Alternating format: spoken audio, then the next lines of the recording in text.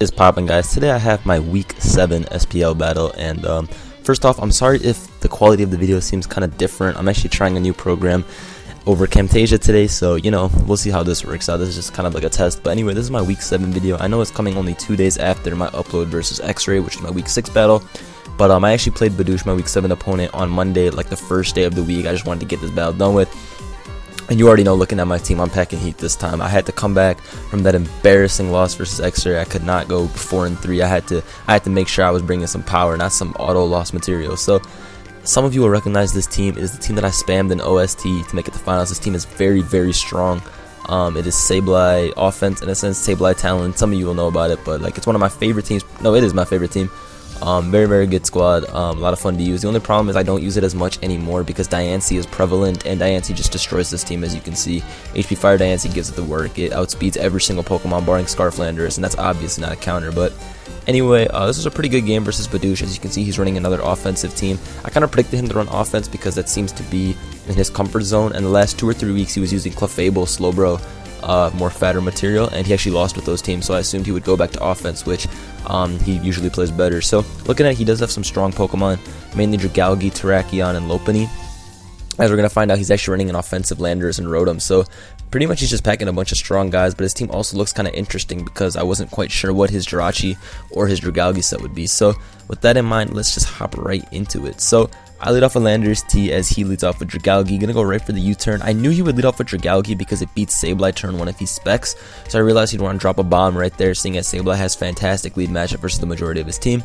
He goes into his Landorus here. Now that U-turn did very, very little, which led me to believe that perhaps he was Scarf Rocks. I mean, not Scarf Rocks, Terrakion Rocks, and then Scarf Landorus, because, wait, I meant that U-turn did a lot. Sorry, I'm not in my element right now. That U-turn did way more than I anticipated.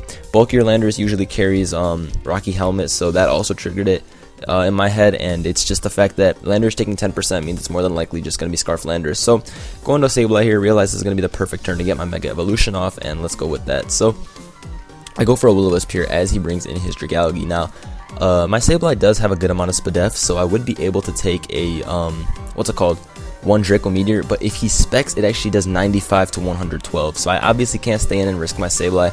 Very important mon. I go into Ferrothorn. Boudouche makes a nice play, predicts that, goes into his Lopunny, and here my Ferrothorn actually can take 1 high jump kick, so I was like, let me just hit you with the best move in the game. Boudouche is too smart for that, he knew, so I'm gonna go for a T-Wave here. We're gonna trade rocks here. I thought he was Scarf, so I wasn't exactly as afraid at the time, but then I was like, oh, he has rocks up, but that's not a big deal. Here, I'm very, very confident that Boudouche will not go for the U-turn, and he goes for the Earthquake, which leads me to believe that he is some offensive type Landorus. I'm thinking Earth Plate at this point, but I knew he wasn't going to U-turn there to take more damage, plus he doesn't have good switch into Dragalge, and he doesn't want me leech seeding any single of these Pokemon. So I thought that my play here was just a pretty solid play all around, going into Latios, knowing with full confidence he probably wasn't going to go for the U-turn. I'm going to defog here, so pretty much getting rid of both of our rocks and just kind of making the last few turns dead as he goes into Jirachi. The fact that it has leftovers at the time made me think it was especially defensive. So I'm going to go into my Sableye here, knowing that I don't want anything else taking a Body Slam, as he goes right back into Landorus T. Now, I believe I just stay in and I fire off a Wisp, if I'm not wrong. No, I actually switch out. Oh, I go into Latios, right, because I predicted to either go into Dragalge if it's specs, or if he was Life Orb or something, I knew the EQ would actually end up doing a lot, so I thought Latios was the best play. Gonna go into the Ferrothorn here on the double as he brings in his Jirachi, and now I want to scout for sure to make sure if he is Fire Punch or not, and he actually is going to real Fire Punch, so that makes me think that he's more of the sub 3 attack variant, which would help a lot with Dragalge Toxic Spikes, because Fire Punch usually isn't carried on the Spadef set, more of the 3 attack set. So I go for the Will-O-Wisp here with my Spadef talent as he brings in his Rotom Wash. This thing, it's not too much of a threat when I have Ferrothorn, Sableye, and Latios, but I don't want my Sableye to take a Volt Switch here, because while it is at 100%, I don't want to take a Volt Switch, take 20, let the Dragalge in for free, and let that thing just toss me around, because my only switch in is Ferrothorn, and again, if he specs, Focus Blast is going to destroy me, so I went into Latios. Boudouche actually knows that I'm not going to want to let my Sableye get pressured, so he actually makes the aggressive trick play on my Latios.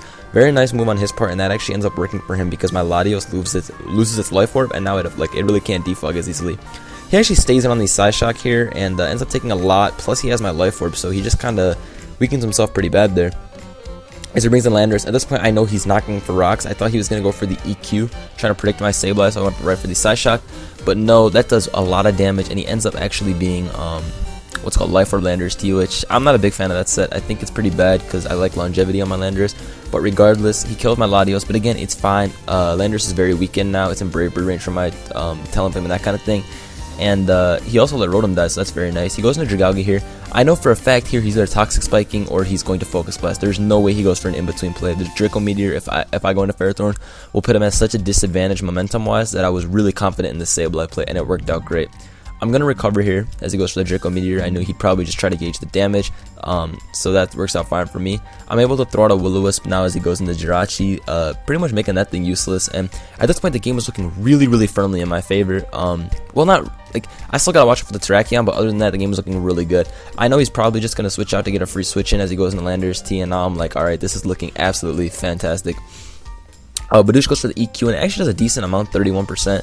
But because I'm Impish Nature Sableye, it's like I'm going to be able to recover back to full HP, and that's fantastic. So, now Boudouche goes into his Terrakion, and the fact that he went into this over the Lopunny made me realize, okay, this is definitely sub-Terrak if you brought it in, or it's Bandit, Stone Edge, whatever. Keldeo is the best play all around, because my Scarf Landorus at this point can actually just sweep the rest of his team. I mean, his ground resist is Lopunny, so he goes for the CC, wins the first speed tie. I'm Specs Keldeo, and I go for the Secret Sword just to break it.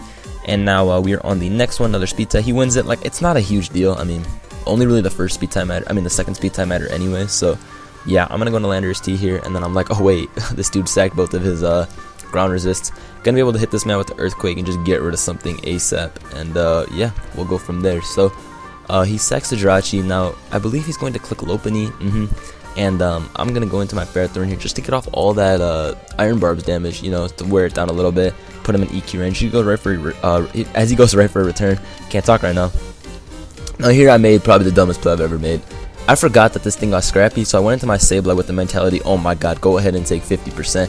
Boudouche shows me the substitute, and I'm like, ooh, that's a little scary. But now I'm going to go back into my Ferrothorn pretty much as sack fodder, because I need to keep Sableye, because it actually it beats Dragalge one-on-one, and just in case something happens, Ferrothorn is the most expendable pet member. I actually eat that up, which is amazing, so I probably could have Power Whipped, but I mean, knowing me, I would have clicked T-Wave, so it didn't really change much.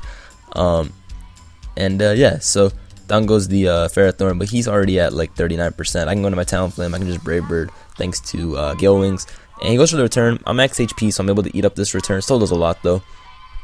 And here, I'm going to go for the Taunt, because it was pretty obvious he'd bring in his Terrakion here to try and get up the subs or anything, and Taunt makes sure that that thing can't set up, and pretty much make sure that I can EQ sweep from here. So, he's going to Stone Edge to knock me out, but like we said, I have the Scarf Landorus in the back. I'm going to be able to bring that thing in, and pretty much everything is going to get tossed.